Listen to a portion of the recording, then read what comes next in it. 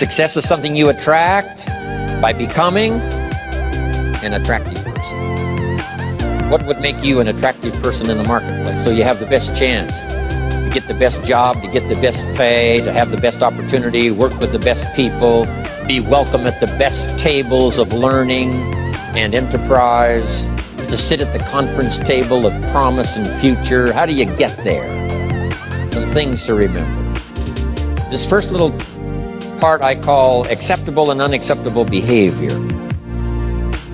Now, part of our learning affects us in the marketplace. The skills we've developed affects us in the marketplace. You might have had to go to school to work in a certain segment of the marketplace. If you're going to be a doctor, you've got to go to the proper school. If you're going to be a lawyer, you got to go to the proper school. But there's something else now that affects us all in the marketplace that I want to deal with here, and that's called behavior in the marketplace. Not just your skills, not just your learning, not just what you know, but how you behave. Key phrase, the things that make you obviously a good person, an acceptable person, or unacceptable. First of all of us must study our marketplace as to what might be acceptable or unacceptable. But let's cover some of the obvious, and that'll lead to the rest of the list. I've just got 3 or 4 here to cover, and then you can think about the rest and ponder those. Here's one thing to remember in the marketplace. You must be ultra-conservative in the marketplace. Ultra-conservative in your behavior, because this determines your future. This determines your paycheck. This determines the circles you can get into and the ones you can't get into. I've got some examples here, and you'll see where I'm going. Here's number 1, your language. The language you use in the marketplace has so much to do with your paycheck. Now, in some areas, that may not be totally true, where you could use bad language and tell dirty stories and cuss all day long, and it wouldn't make any difference. You know, if you're around people that cuss all day long and tell dirty stories, what difference does it make? It doesn't make any difference.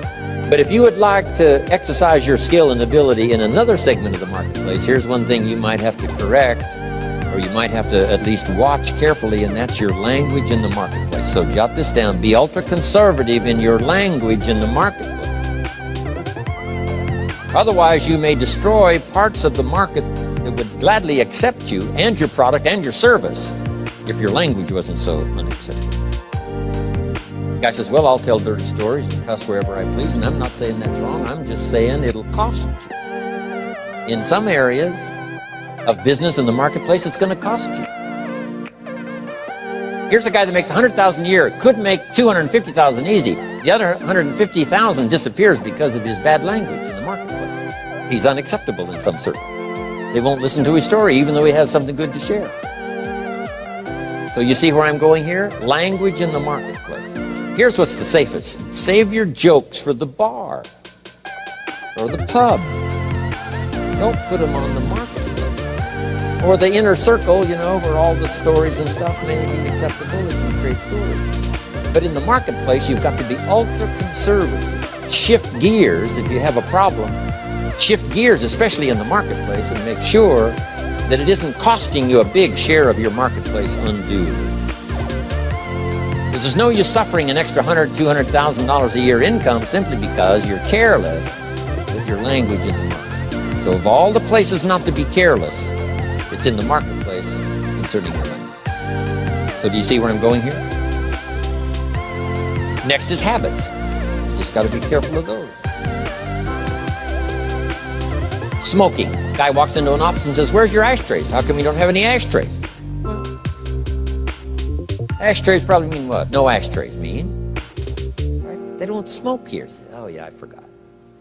So what I'm saying now, I'm not saying right or wrong to smoke. I'm just saying be careful in the marketplace that you aren't disturbing and wiping out and closing the door on a market you could enjoy simply because you're a bit careless about your habits.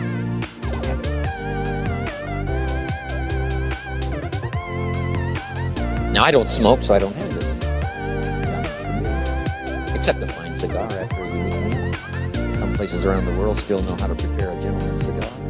It's kind of an interesting experience, mostly for show. As long as you know which end to dip in the brandy, right? But you see where I'm going here now on habits. Habits. Zig Ziglar talked about the man who was late. I'm telling you, there's some circles, if you're late, you're not welcome anymore. You say, well, I've been late all my life. You know, if people don't like that, that's too bad. I'm saying that's okay. You can have that attitude if you want to, but what if it cost you $100,000 a year? Wouldn't you reconsider? That's too much to pay for the luxury of some habit that you could easily correct and maybe enjoy the benefits of a marketplace that's been closed up to. This is all I'm saying. Take a look at your habits. Take a look at your language. Here's another one. Your dress. Now, sometimes dress changes regionally. In San Francisco on a business day, they wouldn't expect you to look like West Palm Beach. If you dress like West Palm Beach on a business day in San Francisco, they'll treat you casual. Not appropriate dress. So part of this is company, part of it is region, part of it is locality, part of it is community. What's acceptable in the marketplace on a conservative basis? What would be acceptable to everyone in San Francisco? To be dressed conservatively. In West Palm Beach, you can have a casual business dress, perfectly acceptable. The key is to find out so that you don't cost yourself market that you could enjoy. You don't cost yourself customers that you can have. You don't cost yourself people that would gladly join and be part of it, except for these difficulties. I had to learn some of this stuff. All of us have to learn the social graces and what's acceptable. The white socks don't go with the black tuxedo. I mean, some things you just have to learn. What if a guy called on farmers in his tuxedo? See, the word would spread. You should see this clown. So now that's the severe side, but here's what I'm asking you. Check your dress, check your clothes, check your attitude, check your behavior, check your language, check your habits, especially in the marketplace where you get paid. No use slamming the doors you don't need to slam. No use shutting off opportunity that you don't need to shut off by not considering some of these things, okay? One more I found important. Make your employer, not your banker. I wondered why a few opportunities I lost because too quickly I asked for a raise. I'd only been there a month and I said, could I have an advance? An employer says, wow, I thought we hired the right guy. This guy needs extra money already. Can't manage his affairs, has to have an advance. So here's what don't make your employer your banker. Make your banker your banker. If you need a little extra money, go to your bank. Go somewhere, but not to your employer. Here's why. An employer is like opportunity, and opportunity doesn't want to see your need. Opportunity wants to see your seed. So let employer be employer, let banker be banker, let friend be friend.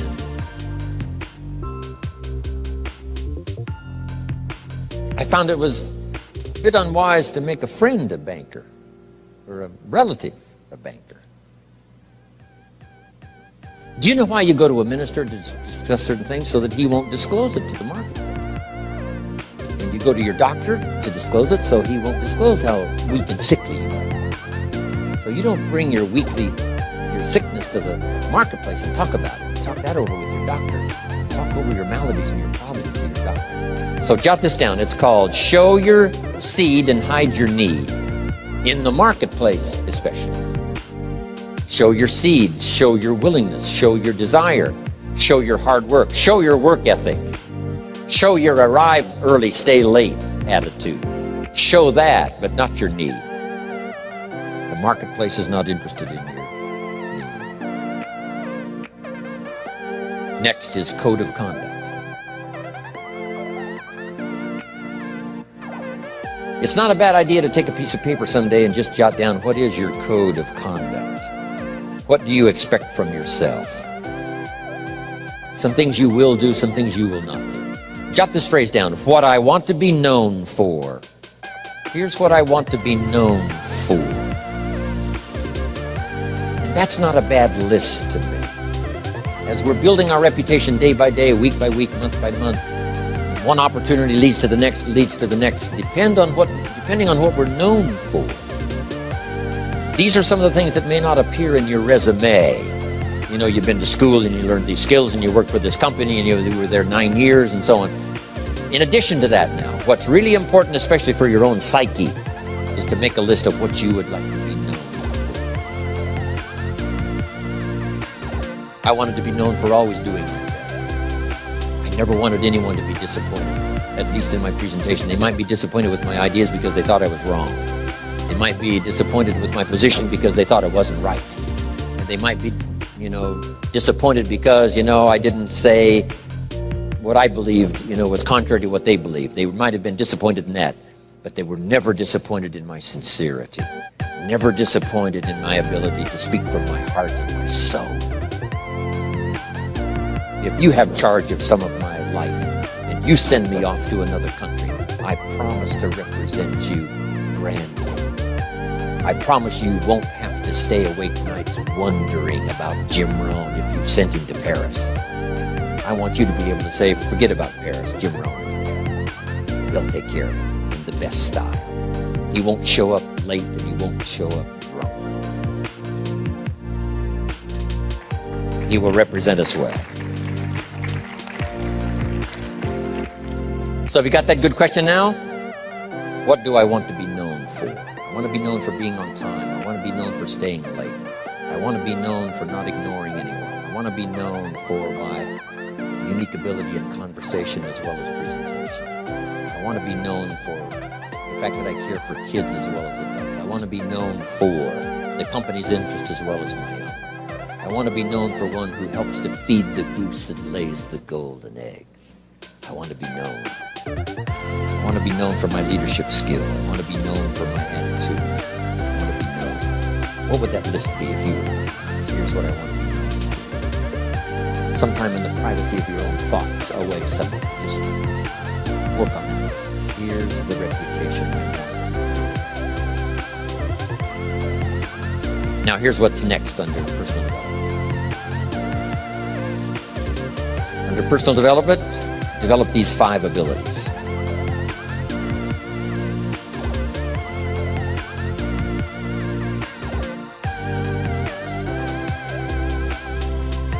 First of all is the ability to absorb.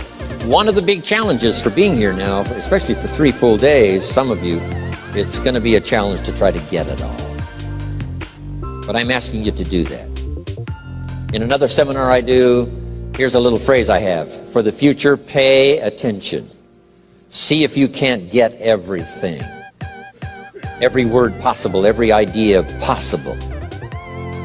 It's easy to let your mind wander, right? And not really concentrate and dig in and make these days extraordinarily valuable for you. Absorb the atmosphere. Absorb the drama of the occasion. Absorb the spirit of the occasion.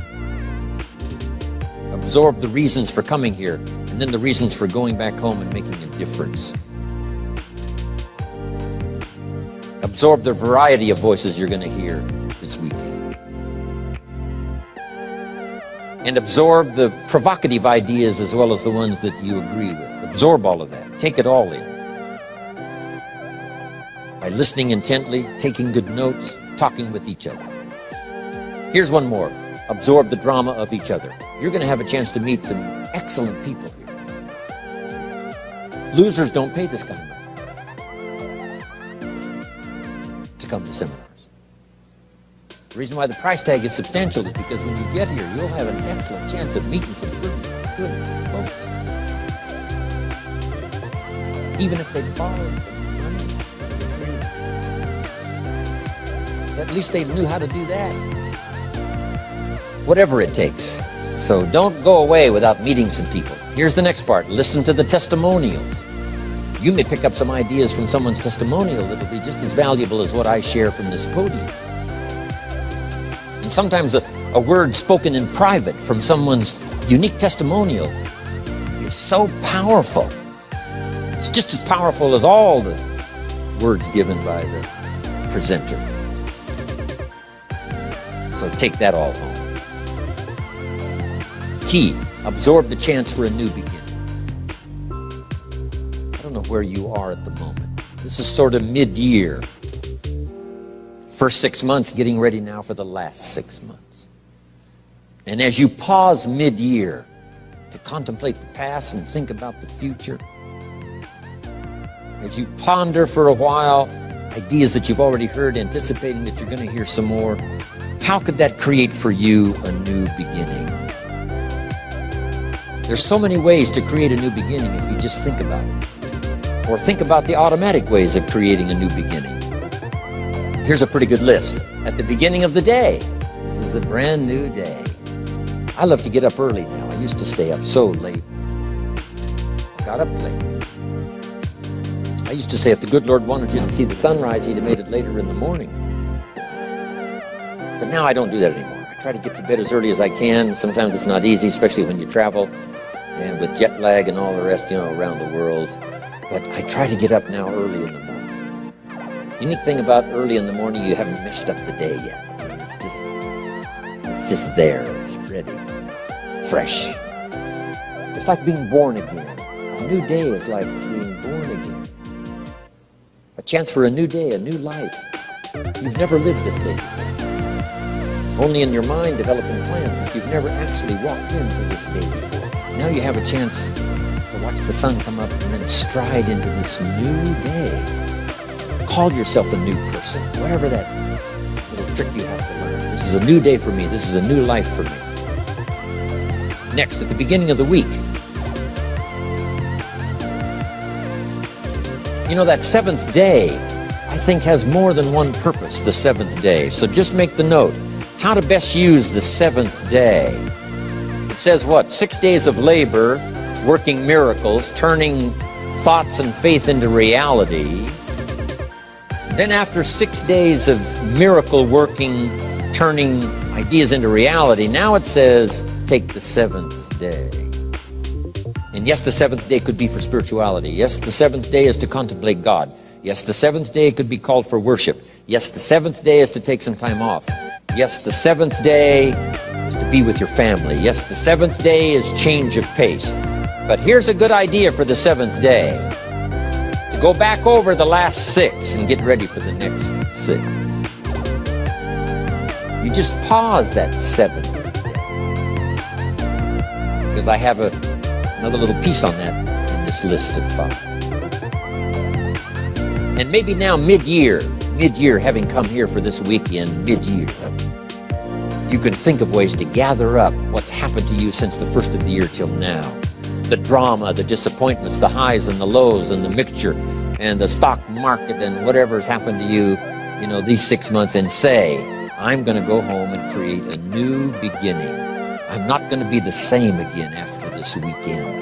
You can conclude that, and I promise you, the days can be so extraordinary, you won't be able to believe it. So absorb everything. Take it all in. Don't miss anything. The sound, the music, the sights, the atmosphere.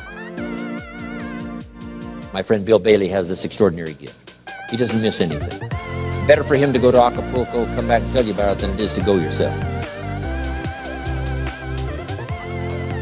And the reason is, if he goes, he won't miss anything. He'll soak up every detail, every person he met, the food and the aromas and the sights and the sounds and the colors and the people in the countryside. Then he has the gift of language. When he comes back home, he can tell it to you. When he talks, you can feel the water lapping on your feet. You can smell the aroma of the food. You can see the colors and the people. 2 gifts: to get it, second gift, to share it. And put it in dynamic words, leaving out no detail. Because here's the key to remember: the drama is in the detail. Lady tells me I've lost 60 pounds. I said, well, is that it? Is that the end of the story? She said, oh no, there's a lot more to the story than that. And I said, well, I appreciate the number, but give me the details. What was going on in your life before? She says, well, misery you can't believe. I know I missed 3 good jobs just because I had too many pounds. And I says, how do you feel now? And she starts to cry. Wow, that's what I want to hear. The details. The drama is in the details. Give me the numbers, yes, but what does this number mean? For some people, the number means everything, before and after. The number means so much drama you can't believe, before and after. Before the day and after the day. Give me the details. Absorb, take it in, don't miss anything.